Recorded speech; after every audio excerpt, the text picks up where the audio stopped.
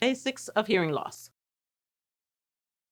The Minnesota Department of Human Services Deaf and Hard of Hearing Services Division has developed the following content to provide on-demand training that builds your understanding of people who are deaf, deafblind, hard of hearing, and late deafened.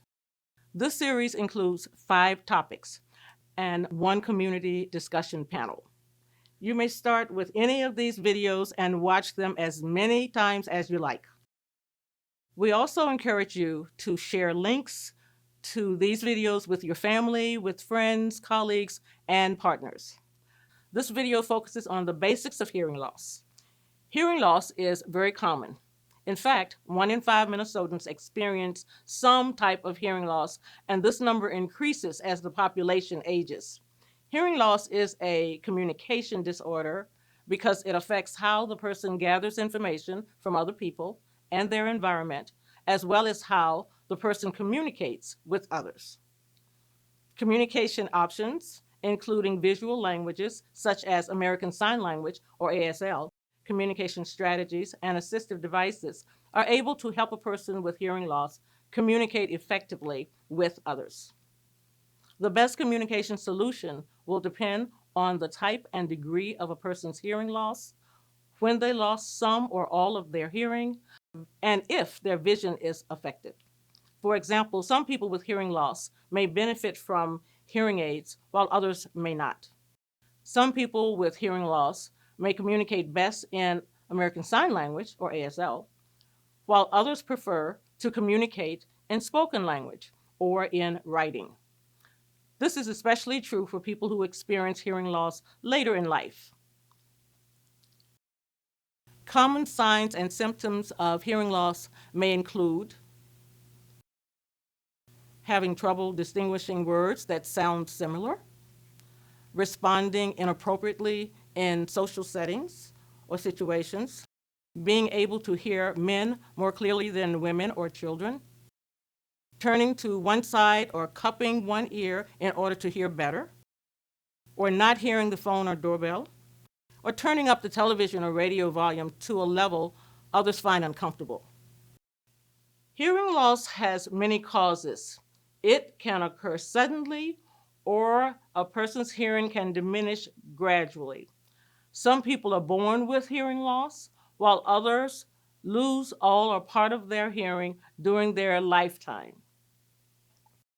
Some common causes of hearing loss include genetics, chronic ear infections, ototoxic drugs, including life-saving antibiotics and chemotherapy treatments, diseases such as Meniere's disease, head injuries, or traumatic brain injuries, or TBI, and aging.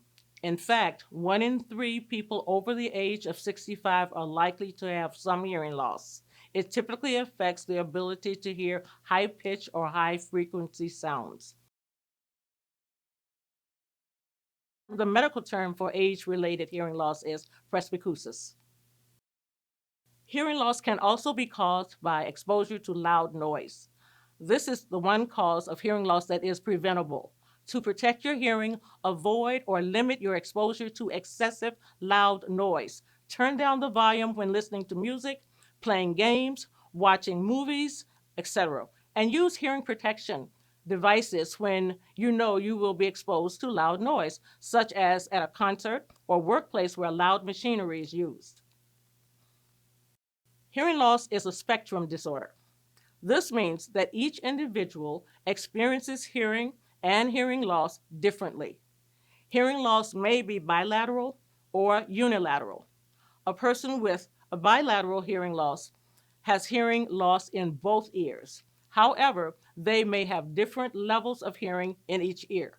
A person with a unilateral hearing loss has normal hearing in one ear and some degree of hearing loss in the other. A person's level or degree of hearing loss impacts how the person accesses the pitch and tone of speech sounds. A person with a slight hearing loss, 16 to 20 decibels, may have difficulty hearing faint or distant speech, especially in noisy areas. A person with mild hearing loss, 21 to 40 decibels, may miss a considerable amount of speech depending on noise levels and how far they are away from the speaker. They may not hear some consonants, especially if their hearing loss is in the higher frequency range. A person with a moderate hearing loss, 41 to 55 decibels, will miss between 50 and 100% of speech without use of appropriate amplification, such as a hearing aid or communication devices. A person with a moderate or severe hearing loss, 56 to 70 decibel, will miss almost 100% of speech without amplification. A person with severe hearing loss, 71 to 90 decibel, will require amplification to hear spoken language, identify environmental sounds, and detect all speech sounds. Finally, a person with profound hearing loss, 91 decibels and above, may be able to feel loud auditory vibrations without amplification, but cannot detect sounds without amplification. A person with a profound hearing loss may rely on their vision for communication and learning rather than rely on their hearing. Many times, people are told they have a high or low frequency hearing loss. The majority of people with hearing loss have high frequency hearing losses. A person with high frequency hearing loss will find it more difficult to hear high pitched sounds, and speech may sound muffled. They also may have difficulty hearing birds, chirping, and other high-pitched sounds. A person with low-frequency hearing loss will find it more difficult to hear low-pitched sounds, such as a man's voice. Certain vowel sounds also may be difficult to hear. You may also hear the terms conductive, sensorineural, and mixed hearing loss. Conductive hearing loss happens when something stops sound from getting to the eardrum. This could be caused by how the ear is formed or the result of chronic ear infections. Sensorineural hearing loss is the most common type of hearing loss. It occurs when something is wrong with the inner ear. It is sometimes called nerve deafness. It can be present at birth, or it can be the result of illness, injury, or exposure to loud noise. Mixed hearing loss is a combination of sensorineural and conductive hearing loss.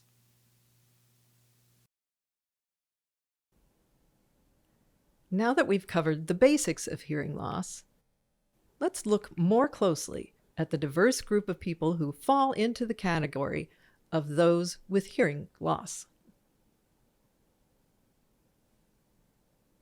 Culturally deaf.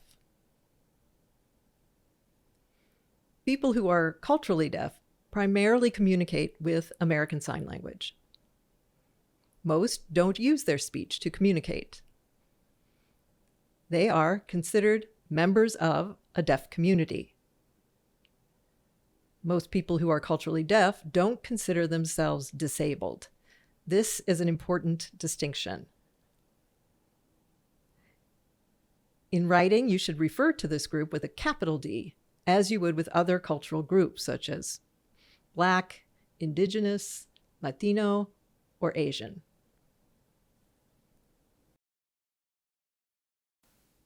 Non-culturally deaf and/or late deafened. People with a hearing loss who use their voice or speech to communicate with others instead of sign language are not usually considered part of the deaf community. Most of the people in this group are often late deafened, meaning they lost their hearing later in life.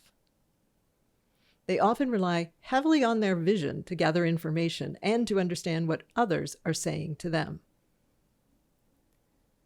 They also may rely on captioning, speech reading, written notes, diagrams, and other visual techniques. They also may rely on hearing aids and/or cochlear implants. hard of hearing.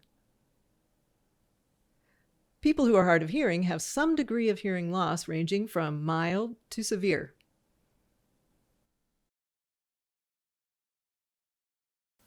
People in this category often benefit from the use of hearing aids, assistive listening devices such as pocket talkers, or captioning services. They primarily use spoken language to communicate with others and usually prefer to receive information auditorily. But because their hearing loss can make this difficult, they may rely on visual support of some kind, such as captioning or written notes. Most people who are hard of hearing don't use sign language. In general, people who are hard of hearing find it easier to communicate in a quiet, well-lit environment when only one person is speaking at a time.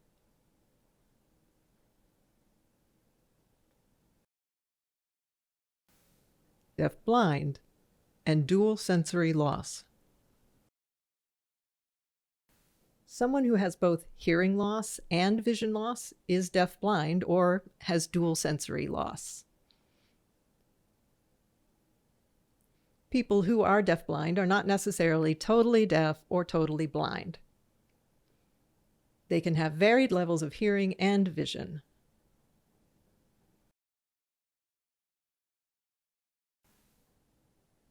For many people, however, the combination interferes with their ability to function effectively in the hearing and sighted world.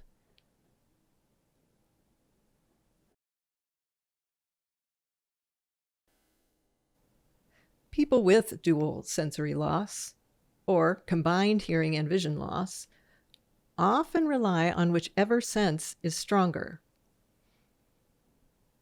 They can benefit from assistive technologies, such as hearing aids, assistive listening devices, captioning, and large print.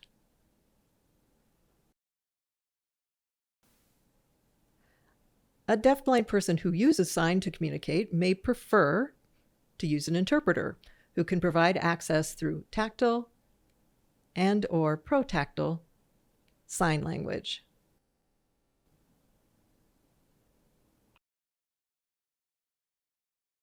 Conclusion. Remember that every person experiences their hearing loss differently. Two people may have the same hearing loss, but they may identify themselves differently, and they communicate very differently. They may use assistive technology, or they may use visual communication, or both, or none of these.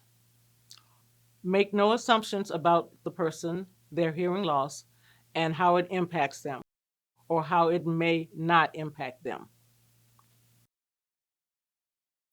This is a very general overview of hearing loss.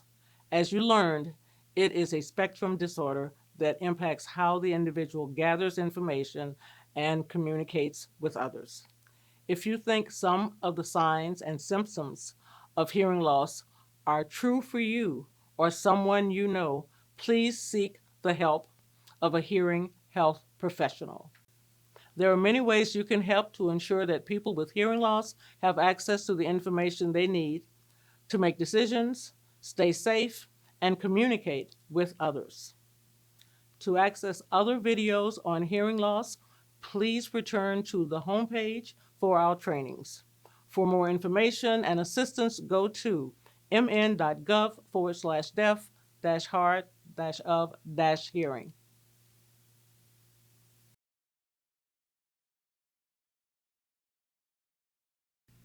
Copyright 2022, State of Minnesota, Department of Human Services. Produced by Minnesota Department of Human Services, Deaf and Hard of Hearing Services Division. 444 Lafayette Road, St. Paul, Minnesota 55155. Voice or preferred relay service 800-657-3663. Video phone 651-964-1514. Website mn.gov/deaf-hard-of-hearing.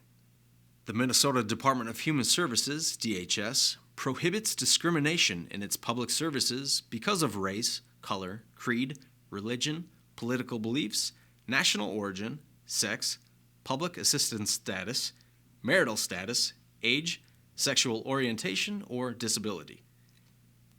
Direct discrimination complaints to DHS Civil Rights Coordinator at dhs.info@state.mn.us or 651-431-2000. People with disabilities may request reasonable modifications to receive DHS services by contacting its Americans with Disabilities Act coordinator at dhs_ada@state.mn.us or 651-431-3040.